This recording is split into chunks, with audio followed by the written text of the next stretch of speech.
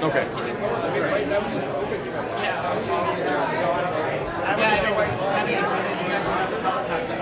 So I went to Big Lake when I skied with you guys. And I went with me and my girls for one time. That was awesome. That was a long time ago. That's 20 years. No, you never. No, you didn't.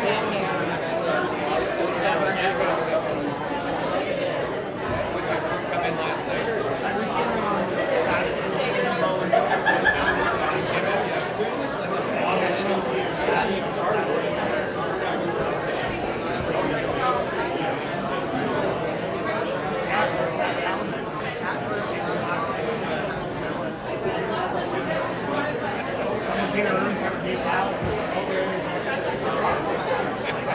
Almost like you're just going to throw $20 each for a little better hotel.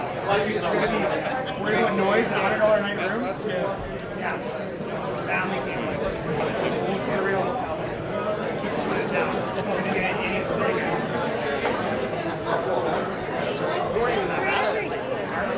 Where do you want it?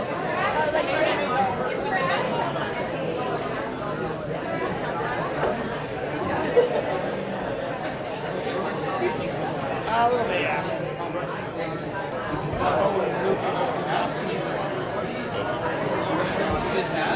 Think about it. I was good until I saw the coffee.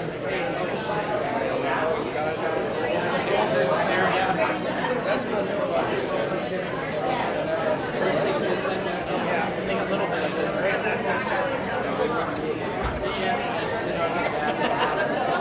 Great job.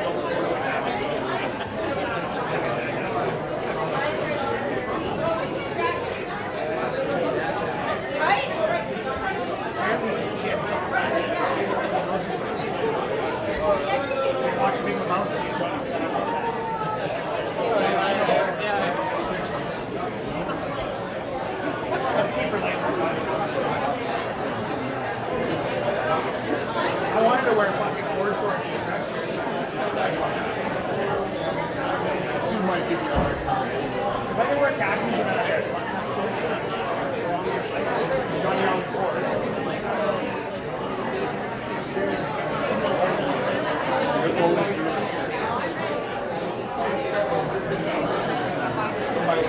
It's always shorts.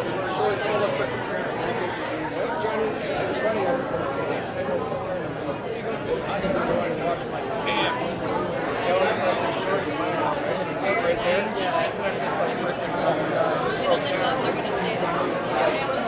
They haven't moved from exactly where we put it down like this. They put it down, right? It's like I'm just going to change it. It's like, I didn't even think about it. It's like, it's just like,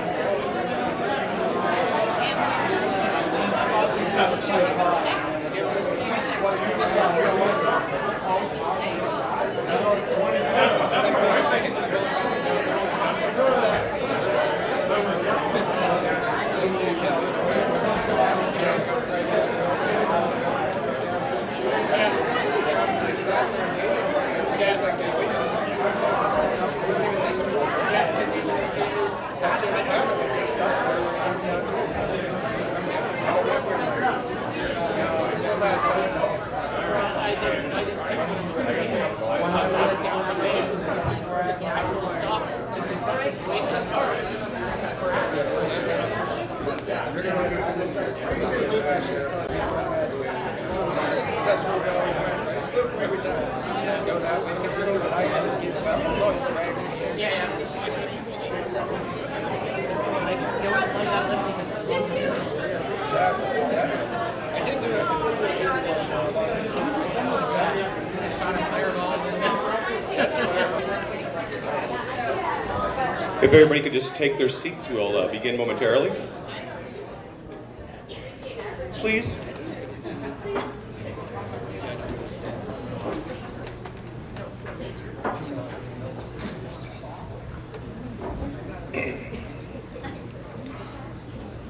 Also, this is your last chance to volunteer for this duty if someone else wants to do it. No.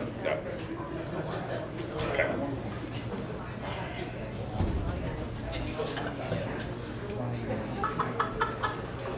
So this fucking sucks, right? Like, I'm happy to see most of you, and I like getting dressed up, but there's better ways we could have did this. Like, a year ago, Johnny and a bunch of us were plotting our next grand adventure to Vegas, a trip that promised stories we'd probably only half remember, but fully cherish. But instead, we find ourselves today here, not to mourn, but to celebrate a man who lived more in his 2 short years than many do in a lifetime. A man whose laughter was infectious, whose loyalty was unwavering, and whose zest for life was insatiable. Now, instead of planning another trip with my friend, today we find ourselves gathered here together in a room filled with love, memories, and an undeniable sense of loss. But let it be clear that we are not here to mourn in a traditional sense. No, that wouldn't be Johnny style. So instead, let's turn this gathering into one of those stories that we'll remember in full. Let us share tales of John's exploits, his jokes, his kindness, and the countless ways he touched our lives. We're here to honor his spirit, his adventureness, and the memories we were fortunate enough to create with him while we still could. It's a celebration of life lived at full throttle, a heart given freely to all, and a soul that even now I'm sure of encourages us to find humor in the face of sorrow.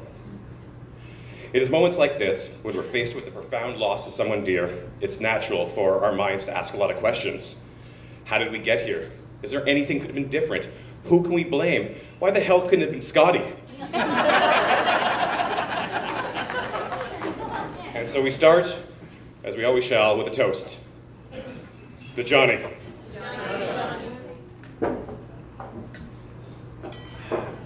But just like that, not all questions have answers.